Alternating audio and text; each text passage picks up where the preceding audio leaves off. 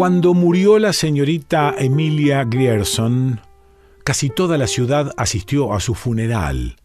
Los hombres, con esa especie de respetuosa devoción ante un monumento que desaparece.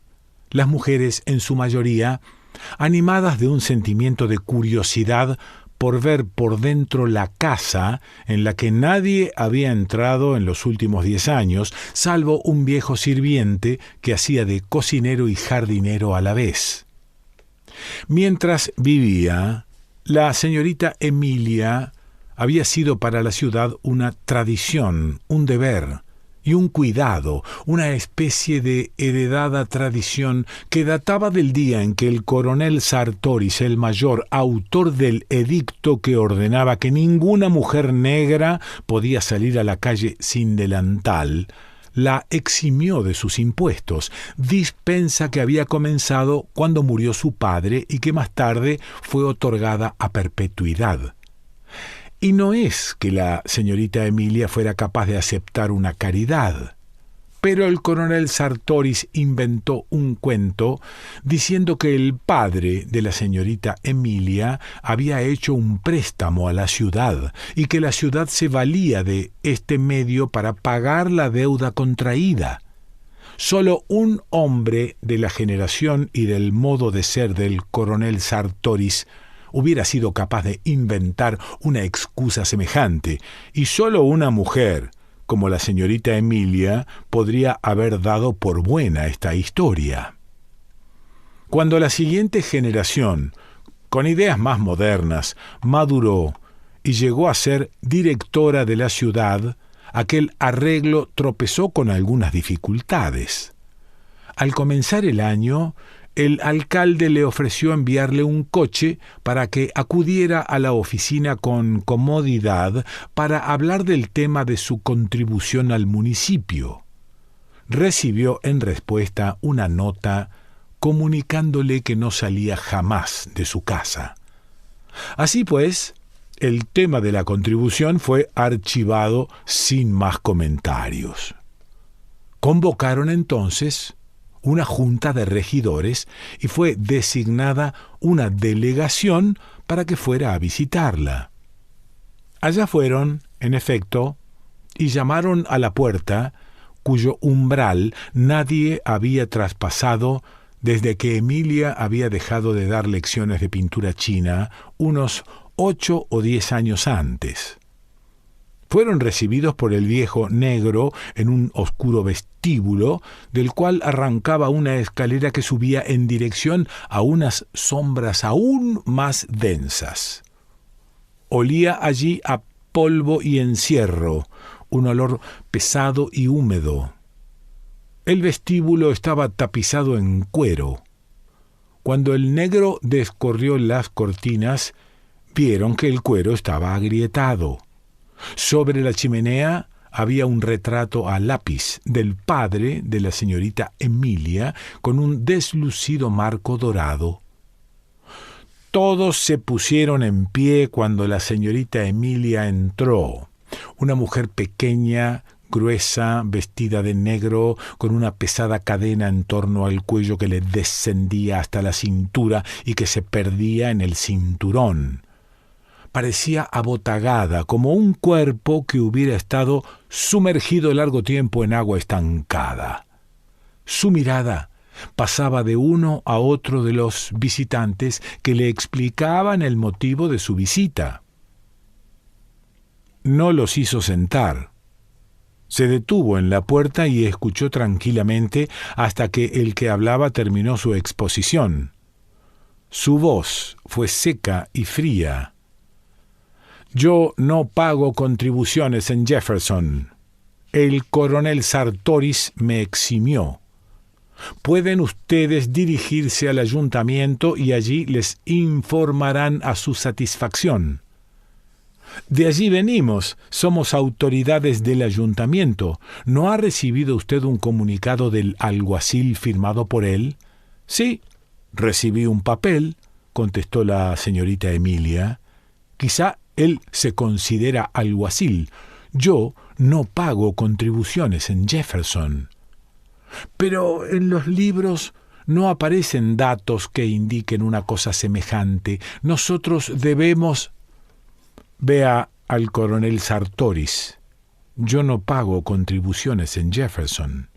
Pero, señorita Emilia, vea al coronel Sartoris. El coronel Sartoris se había muerto hacía 10 años. Yo no pago contribuciones en Jefferson. Tobe, exclamó llamando al negro, muestra la salida a estos señores. Así pues, la señorita Emilia venció a los regidores que fueron a visitarla. Esto ocurrió 2 años después de la muerte de su padre y poco después de que su prometido la hubiera abandonado. Cuando murió su padre, apenas sí volvió a salir a la calle. Después que su prometido desapareció, casi dejó de vérsele en absoluto. La única muestra de vida en aquella casa era el criado negro, un hombre joven a la sazón que entraba y salía con la cesta del mercado al brazo. Como si un hombre, cualquier hombre, fuera capaz de tener la cocina limpia, comentaban las señoras. Así que no les extrañó cuando empezó a sentirse aquel olor. Una vecina de la señorita Emilia acudió a dar una queja ante el alcalde y juez Stevens, anciano de 80 años. «¿Y qué quiere usted que yo haga?», dijo el alcalde. «¿Qué quiero que haga? Pues que le envíe una orden para que lo remedie. ¿Es que no hay una ley?». «No creo que sea necesario», afirmó el juez Stevens. ¿Será que el negro ha matado alguna culebra o alguna rata en el jardín? Ya le hablaré acerca de ello. Al día siguiente recibió 2 quejas más. Una de ellas partió de un hombre que le rogó cortésmente: «Tenemos que hacer algo, señor juez. Por nada del mundo querría yo molestar a la señorita Emilia, pero hay que hacer algo».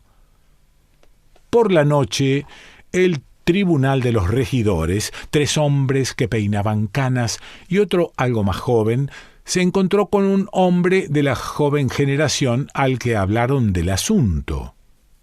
«Es muy sencillo», afirmó éste. «Ordenen a la señorita Emilia que limpie el jardín, denle algunos días para que lo lleve a cabo, y si no lo hace...». «Por favor, señor», exclamó el juez Stevens, ¿va usted a acusar a la señorita Emilia de que huele mal? Al día siguiente por la noche, después de las 12, 4 hombres cruzaron el césped de la finca de la señorita Emilia y se deslizaron alrededor de la casa como ladrones nocturnos, husmeando los fundamentos del edificio construidos con ladrillo y las ventanas que daban al sótano, mientras uno de ellos hacía un acompasado movimiento como si estuviera sembrando, metiendo y sacando la mano de un saco que pendía de su hombro. Abrieron la puerta de la bodega y allí esparcieron cal. Cuando emprendían el regreso, detrás de una iluminada ventana que, al llegar ellos, estaba oscura, vieron sentada a la señorita Emilia. Cruzaron lentamente el prado y llegaron a los algarrobos que se alineaban a lo largo de la calle. 1 semana o 2 más tarde, aquel olor había desaparecido. Así fue como el pueblo empezó a sentir verdadera compasión por ella. Todos en la ciudad recordaban que su anciana tía, Lady Wyatt, había acabado completamente loca y creían que los Grierson se tenían en más de lo que realmente eran. Ninguno de nuestros jóvenes casaderos era bastante bueno para la señorita Emilia, y así, cuando ella llegó a sus 30 años en estado de soltería, no solo nos sentíamos contentos por ello, sino que hasta experimentamos como un sentimiento de venganza. A pesar de la tara, de la locura en su familia, no hubieran faltado a la señorita Emilia ocasiones de matrimonio si hubiera querido aprovecharlas. Cuando murió su padre, se supo que a su hija solo le quedaba en propiedad la casa. Ahora que se había quedado sola y empobrecida, sin duda se humanizaría. Al día siguiente de la muerte de su padre, las señoras fueron a la casa a visitar a la señorita Emilia y darle el pésame, como es costumbre. Ella, vestida como siempre, y sin ninguna muestra de pena en el rostro, las puso en la puerta diciéndoles que su padre no estaba muerto. En esta actitud se mantuvo 3 días, visitándola los ministros de la iglesia y tratando los doctores de persuadirla de que los dejara entrar para disponer del cuerpo del difunto. Cuando ya estaban dispuestos a valerse por la fuerza y de la ley, la señorita Emilia rompió en sollozos y entonces se apresuraron a enterrar al padre. La señorita Emilia estuvo enferma mucho tiempo. Cuando la volvimos a ver, llevaba el cabello corto, lo que le hacía aparecer más joven que una muchacha, con una vaga semejanza con esos ángeles que figuran en los vidrios de colores de las iglesias. Por entonces, justamente, la ciudad acababa de firmar los contratos para pavimentar las calles y en el verano siguiente a la muerte de su padre empezaron los trabajos. La compañía constructora vino con negros, mulas y maquinaria, y al frente de todo ello un capataz, Homer Barren, un yanqui blanco de piel oscura, con gruesa voz y ojos más claros que su rostro. Los muchachillos de la ciudad solían seguirlo en grupos por el gusto de verlo renegar de los negros y oír a estos cantar mientras alzaban y dejaban caer el pico. Homer Barren conoció enseguida a todos los vecinos de la ciudad. Al poco tiempo empezamos a verlo acompañando a la señorita Emilia en las tardes del domingo, paseando en un par de caballos bayos de alquiler. Al principio todos nos sentimos alegres de que la señorita Emilia tuviera un interés en la vida, aunque todas las señoras decían, una Grierson no podía pensar seriamente en unirse a un hombre del norte, y capataz por añadidura, y exclamaban, pobre Emilia, ya podrían venir sus parientes a acompañarla, pues la señorita Emilia tenía familiares en Alabama, aunque ya hacía muchos años que su padre se había enemistado con ellos a causa de la vieja Lady Wyatt, aquella que se volvió loca, y desde entonces se había roto toda relación entre ellos, de tal modo que ni siquiera habían venido al funeral. Pero lo mismo que la gente empezó a exclamar, pobre Emilia, ahora empezó a cuchichear, pero ¿tú crees que se trata de...? Pues claro que sí, ¿qué va a ser si no? Y para hablar de ello ponían sus manos cerca de la boca. Y cuando los domingos por la tarde oían el vivo y ligero clop, clop, clop de los bayos en que la pareja iba de paseo, podía oírse a las señoras exclamar una vez más, «Pobre Emilia». Por lo demás, la señorita Emilia seguía llevando la cabeza alta, aunque todos creíamos que había motivos para que la llevara humillada. Parecía como si, más que nunca, reclamara el reconocimiento de su dignidad como última representante de los Grierson. Del mismo modo se comportó cuando adquirió el arsénico, el veneno para las ratas. Esto ocurrió un año más tarde de cuando se empezó a decir «pobre Emilia», y mientras sus 2 primas vinieron a visitarla.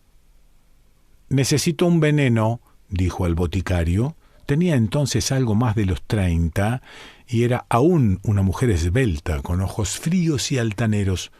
«Necesito un veneno», dijo.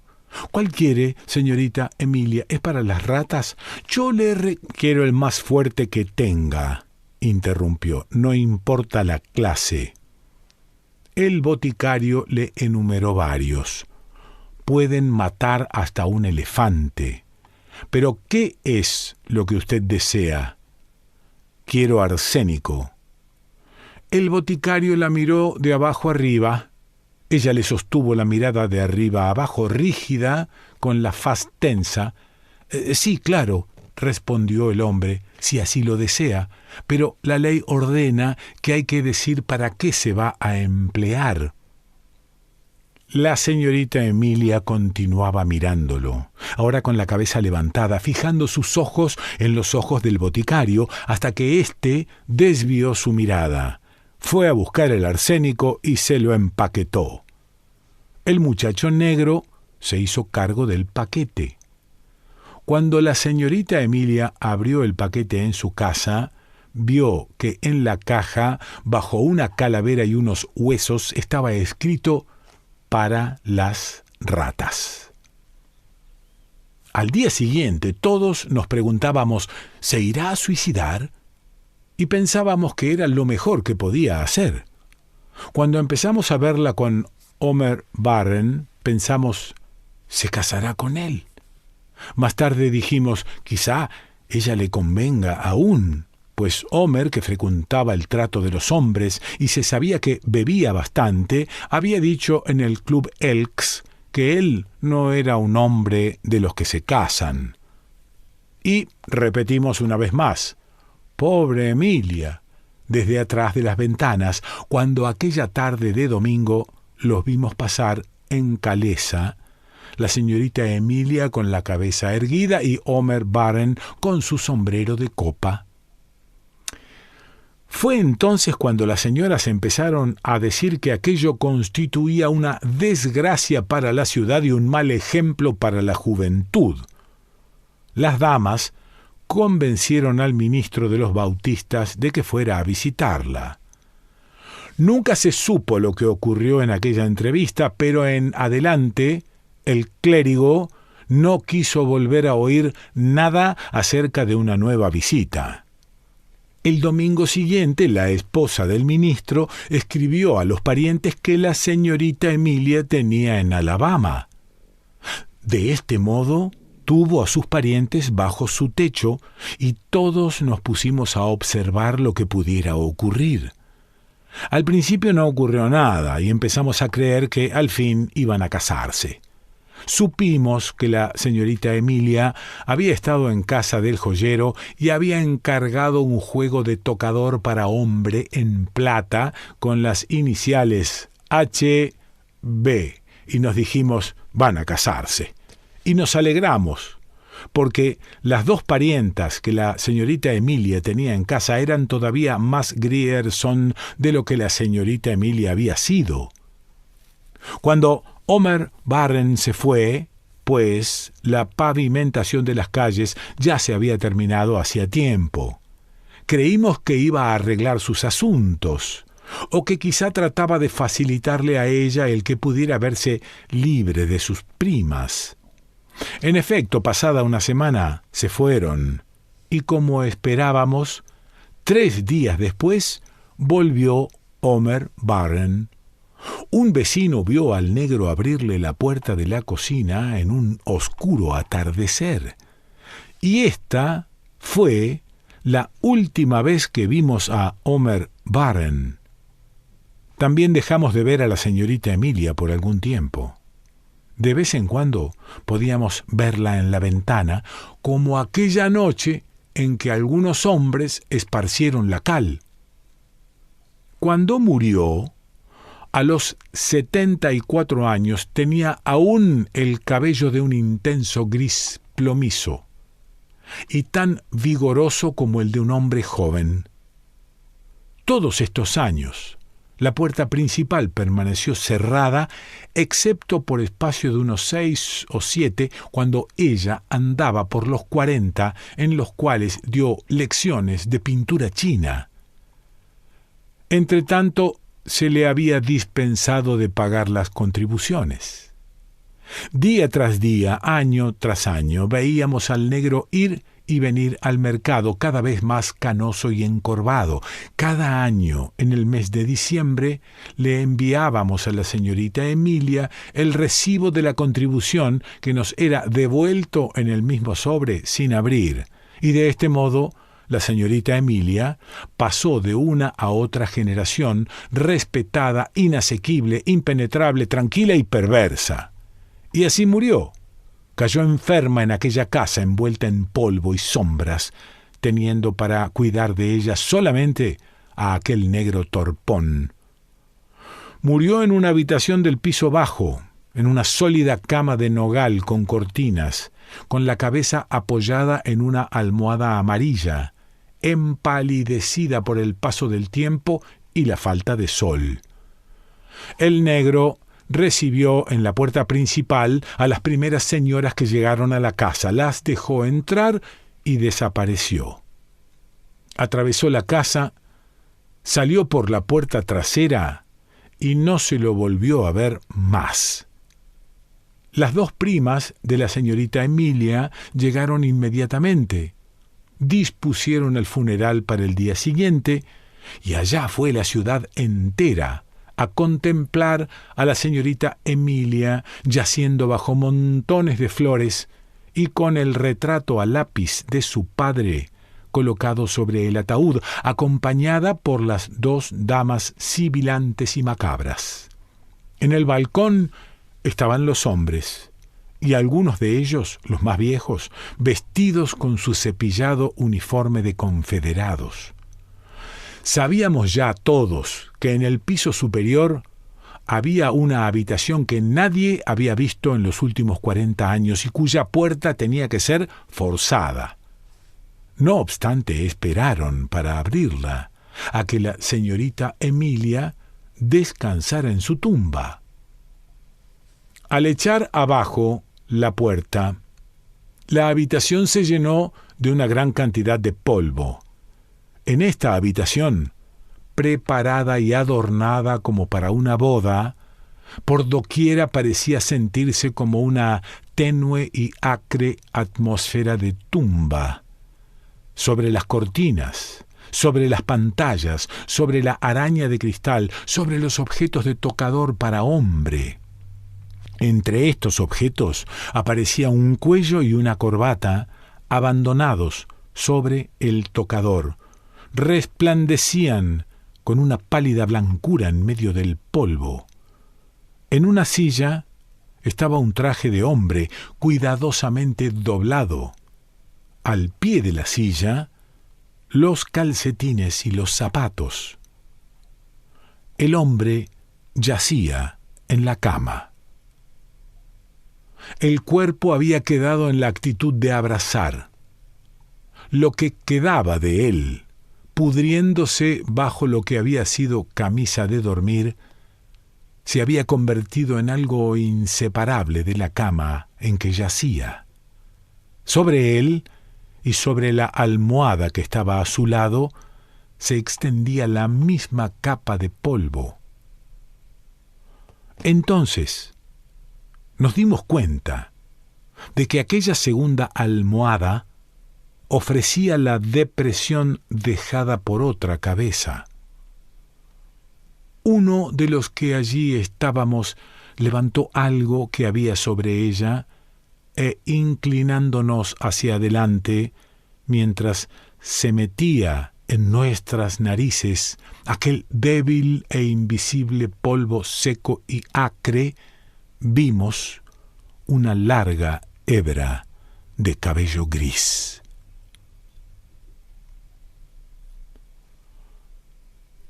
William Faulkner.